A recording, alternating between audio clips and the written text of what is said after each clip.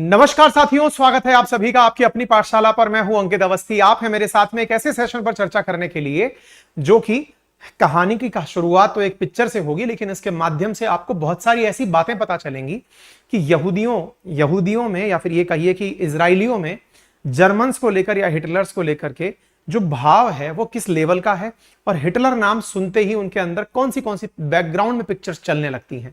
ऐसा क्या हुआ था हिटलर के द्वारा यहूदियों के साथ, ज्यूज के साथ, कि जिसके शब्द भर के चर्चा आ जाने पर वो अपनी प्रतिक्रिया दे देते हैं। आज के सेशन में चर्चा करेंगे, बेहतरीन सेशन है। तो आइए शुरुआत करते हैं, और आपसे गुजारिश है कि जल्दी से इस सेशन को साथियों से साझा कर दें। एक भारतीय फिल्म हाल ही के अंदर अमेजन प्राइम ओटीटी प्लेटफॉर्म पर, ओवर द टॉप प्लेटफॉर्म पर एक फिल्म रिलीज हुई है जिसका नाम है बवाल। बवाल फिल्म के अंदर दो कलाकार हैं जिनमें वरुण धवन आपको दिखाई दे रहे हैं, जानवी कपूर आपको दिखाई दे रहे हैं। फिल्म की पटकथा क्या है वो तो मैं नहीं बताऊंगा इसमें, लेकिन ब्रीफ में इतना सा जान लीजिए कि ये एक हिस्ट्री टीचर का रोल निभा रहे हैं और जानवी कपूर उनकी प्रेमिका का और पत्नी का रोल निभा रहे हैं।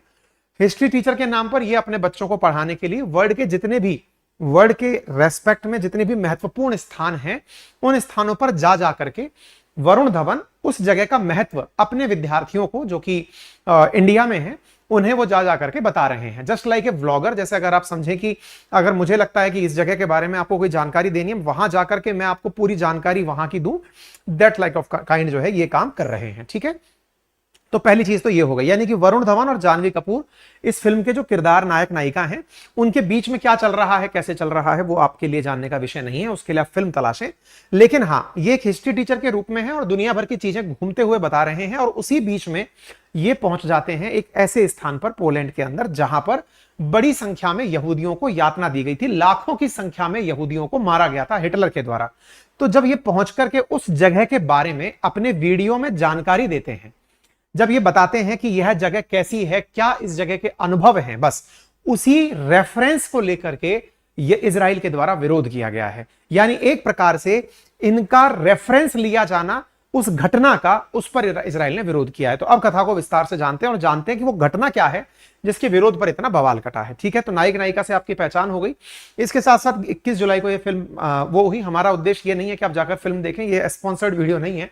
हम केवल आपको ये बता रहे हैं कि ये एक फिल्म है जो कि अमेजन प्राइम पर रिलीज हुई है। लेकिन सुर्खी में बन गई बवाल की कंट्रोवर्सी, क्योंकि इजराइल की एम्बेसी ने कहा कि डिस्टर्ब्ड हैं वो इस बात को देखकर कि यहां पर होलाकॉस्ट को, यानी यहूदियों को यातना देकर मारने की घटना को रेफरेंस में लिए जाने से मूवी के अंदर वो परेशान हैं, है ना। तो रेफरेंस पर क्या किया गया है, किस तरह से, तो ये सारी सुर्खियां बनती हैं।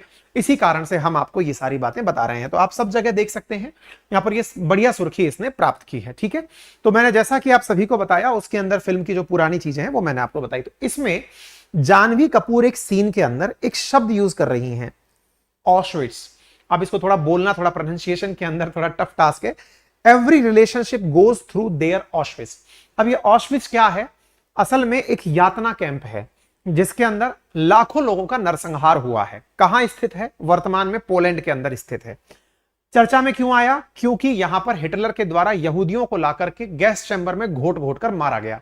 कहा जाता है कि लगभग 60 लाख यहूदियों को मौत के घाट उतारा गया था, जिस घटना को होलाकॉस्ट कहा जाता है। तो इस शब्द के उपयोग से कि every relationship goes through their Auschwitz, तो ये शब्द जो है ना कि अपने हर रिलेशन के अंदर एक ऐसा दौर आता है, तो ये जो शब्द है इस रेफरेंस से वो परेशान है।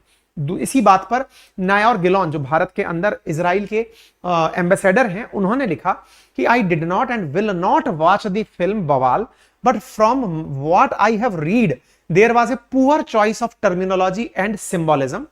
ट्रिवलाइजेशन of Holocaust should disturb all, यानी कि एक तरह से शब्द के रूप में होलाकॉस्ट का उपयोग किया जाना। इसको आप ऐसे समझिए भाई, जो शब्द यूज किया गया है ऑशविट्स, अब सुनकर कैसा लगा कि हर चीज को बड़ी बुरे दौर से गुजरना पड़ता है। जैसे अपने कहते हैं कयामत की रात, रिश्तों में कयामत आती ही है, ये कयामत का दिन है, ऐसे शब्द यूज करते हैं। लेकिन असल मायने में हमने कयामत को कभी रियल सेंस में फील नहीं किया कि कयामत कहा किसको जाएगा। कयामत का मतलब हुआ कि वो समय या वो दौर जिस समय पर सारी चीजें एकदम अपोजिट गिरने लगेंगी, यानी कि एकदम सब कुछ बर्बाद हो जाएगा, दैट इज कयामत। अब उस कयामत के लेवल पर यहां पर अगर बात हो रही है कि कह रहे हैं कि ऑशविट्स शब्द तो यूज कर लिया, लेकिन आप इसकी ग्रेविटी समझते हो? आपके लिए तो एक शब्द हो गया, लेकिन यह शब्द इतना लाइटली लिए जाने का नहीं था।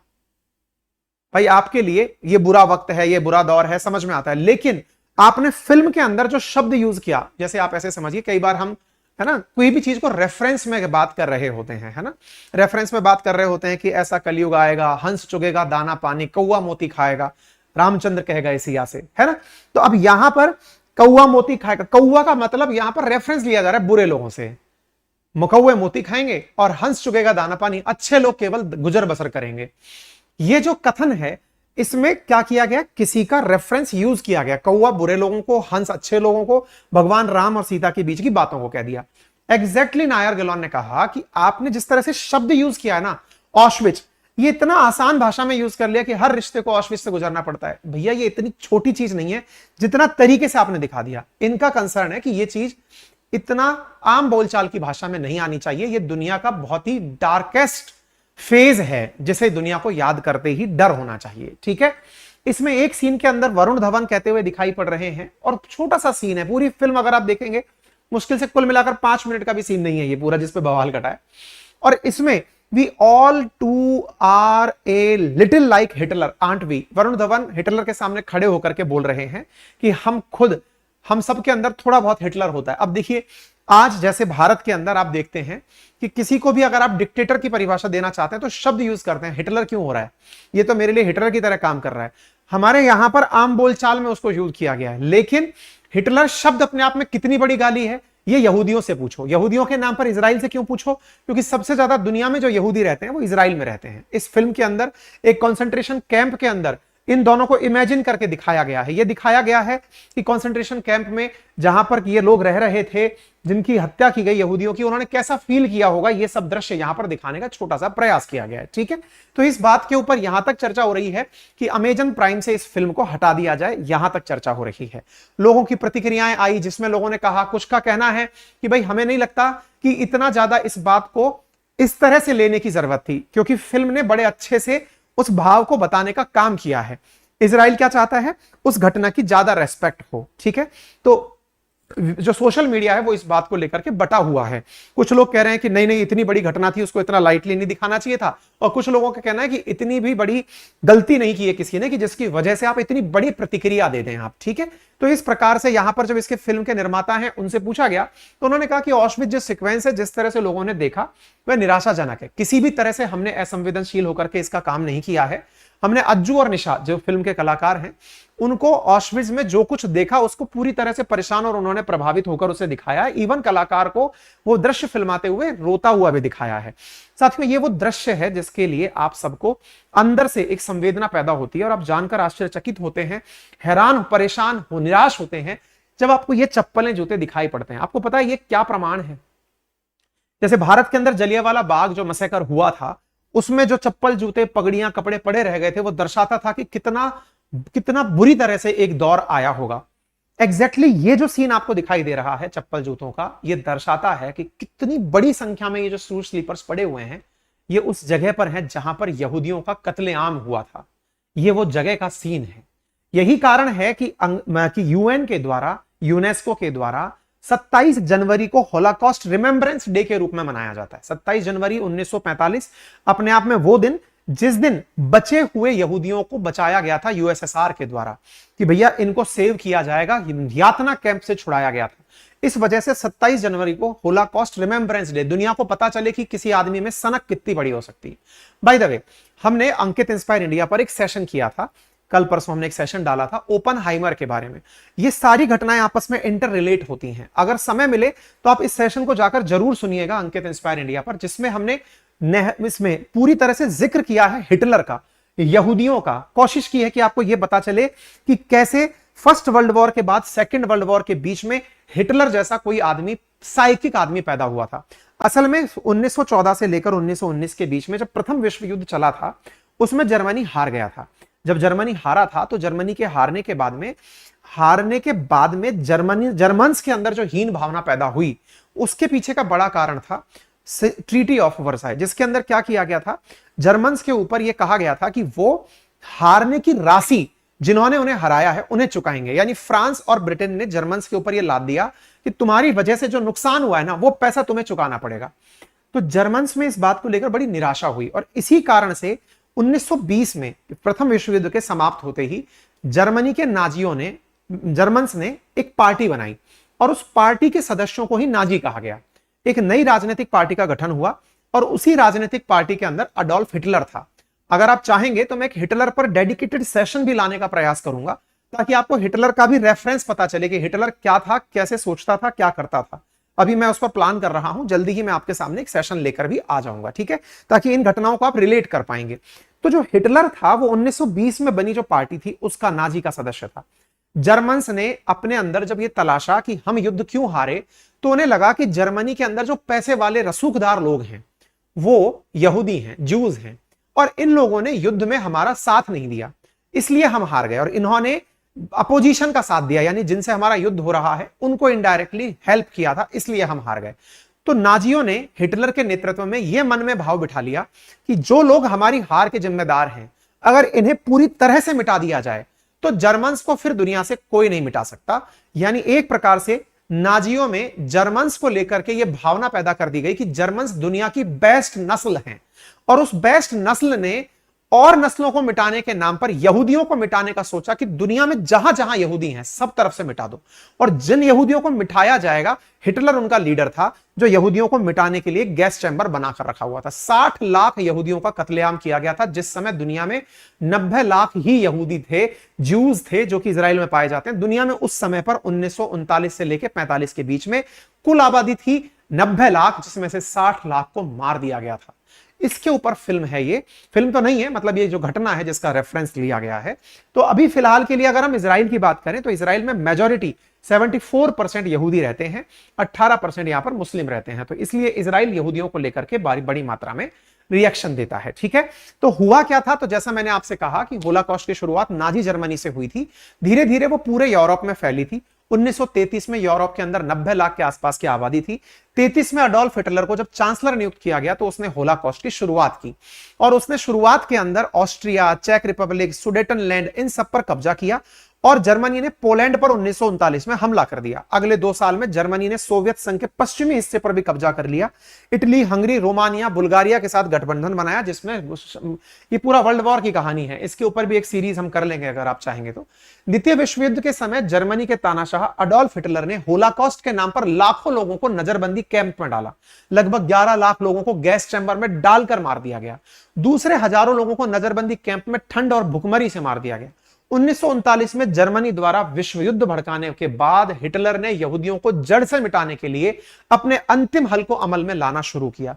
उसने सैनिक यहूदियों को कुछ खास इलाकों में ठूंसने का काम किया, उनसे काम करवाने, उन्हें एक जगह इकट्ठा करने, मार डालने के लिए विशेष कैंप स्थापित किए, जिसमें सबसे कुख्यात कैंप था ऑश्विट्ज। तो जो फिल्म के अंदर ये जो शब्द यूज हुआ है ना ऑश्विट्ज, ये क्या है, तो ये एक तरह का कंसंट्रेशन कैंप है जिसके बारे में बात की गई है। फिल्म को अगर आप देखेंगे, वर्तमान में आप जाकर के इस जगह को देख सकते हैं। पोलैंड के अंदर स्थित यह ऑश्विट्ज स्थान है। लोग आज भी जाकर इस जगह को घूमकर आते हैं, देखकर आते हैं कि क्या था जहां पर ऑश्विट्ज के अंदर, पोलैंड के ऑश्विट्ज के अंदर हिटलर ने अपनी हैवानियत की सारी चीजों को पार कर दिया था। इंटरेस्टिंग बात यह है कि दुनिया में यह किसी को मालूम ही नहीं था कि ऐसा भी कुछ चल रहा है।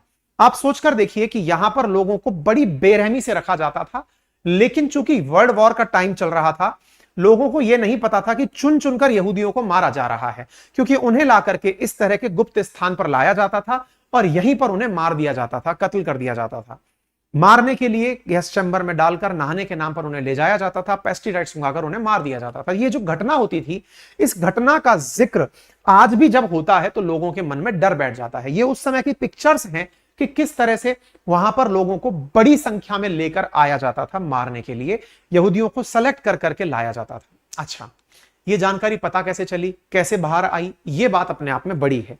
60 लाख यहूदी जिनकी हत्या हुई थी, उनमें से 15 लाख बच्चे मारे गए थे, और ये घटना भी एक बच्चे के कारण बाहर आई।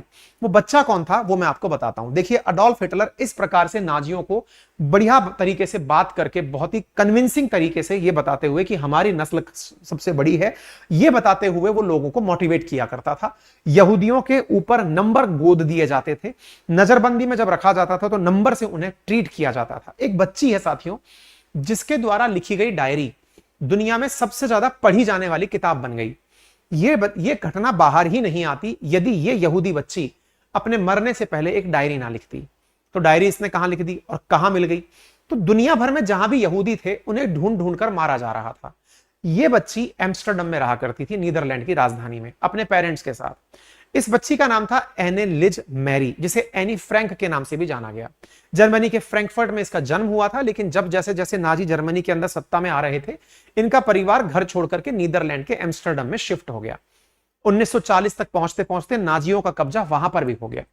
जब वहां पर होने लगा तो यहूदी लोगों पर ढूंढ ढूंढ कर वहां पर भी जुल्म होने लगे, अत्याचार होने लगे। जुलाई 1942 तक आते आते इस परिवार ने एनी के पिता के दफ्तर की एक इमारत में गुप्त कमरों के अंदर शरण ले ली और वहीं पर रहने लगे।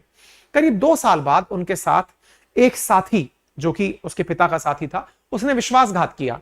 एनी का पूरा परिवार गिरफ्तार हो गया। अन्य यहूदियों की तरह उन्हें भी यातना शिविर में भेज दिया गया। गिरफ्तारी के 7 महीने बाद एनी की टाइफॉइड की वजह से हर्बजल बेल्सन कंसंट्रेशन शिविर के अंदर मौत हो गई। उससे 1 हफ्ते पहले ही उसकी बहन की मौत हुई थी। अब ये डायरी की कहानी क्या है? असल में इस बच्ची के द्वारा पूरी घटना का, जब से 1933 में जर्मनी से निकले थे तब से लेकर जब तक मौत हुई थी, इसका जिक्र वो अपनी एक डायरी में लिखती थी। जब उन्हें गिरफ्तार करके ले जाया जा रहा था, वो सारी बातें वो डायरी में मेंशन करती थी। जब ये बातें मेंशन हो रही थी तो इसकी एक डायरी बनी, the diary of a young girl के नाम से, एनी फ्रैंक के नाम से। उसकी ये डायरी 1947 में जब लोगों के सामने आई कैसे?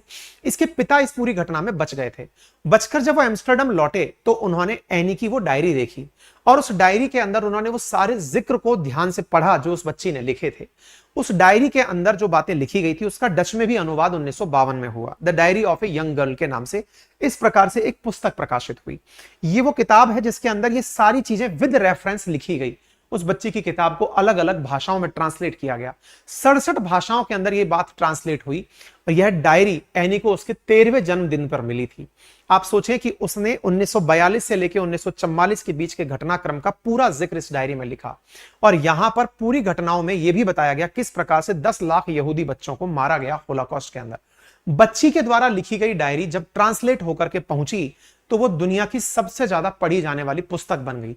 लोगों को जब पहली बार ये पता चला कि होलोकॉस्ट क्या है, किस कारण से लोग मारे गए, तो लोगों के अंदर अलग ही लेवल की संवेदना व्याप्त हुई। ठीक है, गूगल ने इस विषय पर अपना डूडल भी बनाया। इवन आज भी लोग होलोकॉस्ट को इसी एनी की डायरी के कारण से याद कर पाते हैं।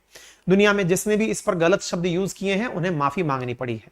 बहुत सारे लोग होलोकॉस्ट के कंपैरिजन पर बहुत सारी प्रतिक्रियाएं देते हैं क्योंकि आज लाखों लोग होलोकॉस्ट के बारे में इस डायरी के कारण जान पाए हैं। इवन इंडिया में भी होलोकॉस्ट के बारे में लोगों को बताया जाए, ये ऐसी मांग उठती है। तो उम्मीद है कि आप लोगों को इस घटना का रेफरेंस भी पता चला होगा। घटना के साथ साथ आपको यह भी क्यूरियोसिटी पैदा हुई होगी कि क्या थी पूरी कहानी। फिलहाल के लिए मैं आपसे रिक्वेस्ट करूंगा, ओपेनहाइमर पर हमने एक सेशन किया है अंकित इंस्पायर इंडिया पर, अगर समय निकालकर आप देख सकें तो प्लीज उसे देखिएगा। जरूरी जानकारियां आप लोगों के लिए काफी हैं और